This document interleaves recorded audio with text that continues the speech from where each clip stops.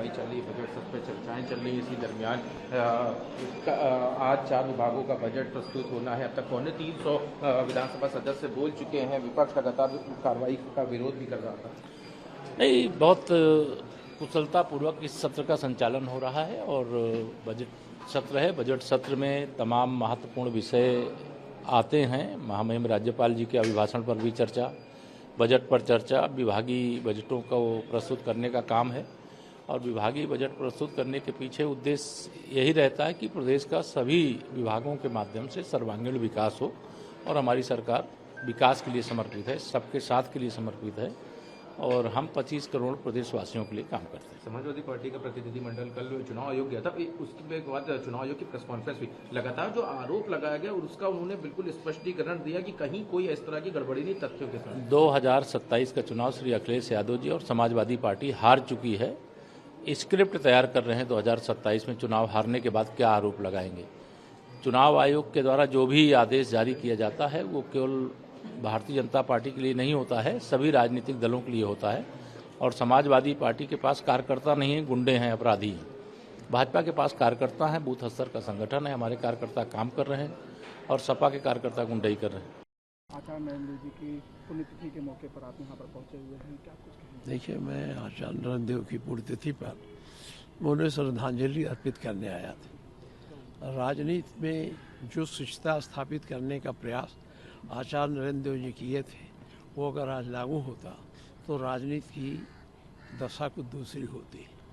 वो एमएलए रहते, जब सरकार से मतभेद हुआ, अलग हुए, तो उन्होंने न केवल अपने पद से इस्तीफा दिया बल्कि उन्होंने अलग पार्टी भी बनाई और उसके बाद भी जब वो चुनाव लड़े, वो जानते हुए भी कि ये चुनाव में हम हार सकते हैं, उन्होंने पार्टी से इस्तीफा देके अलग से चुनाव लड़ा। ये शुचिता उन्होंने कायम की थी जो आज नहीं है। आज तो इस पार्टी में है तो हम दूसरे पार्टी में चले जाते हैं, पद से इस्तीफा देते नहीं।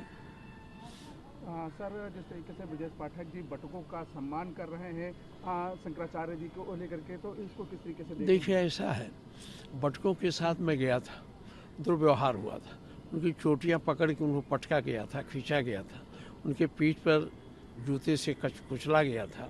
मैंने ये बात असेंबली में भी कही थी।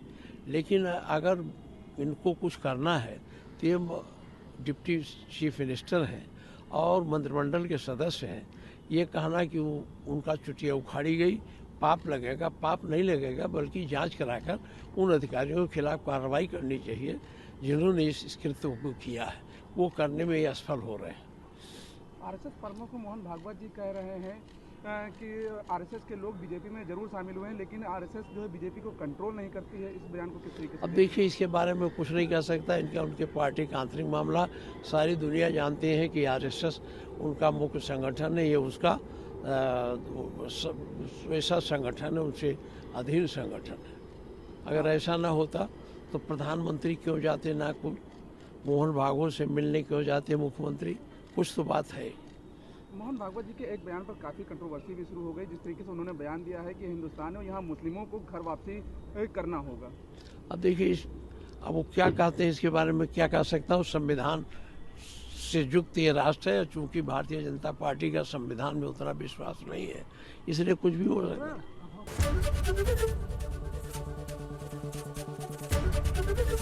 एबीपी गंगा, खबर आपकी, जुबान आपकी।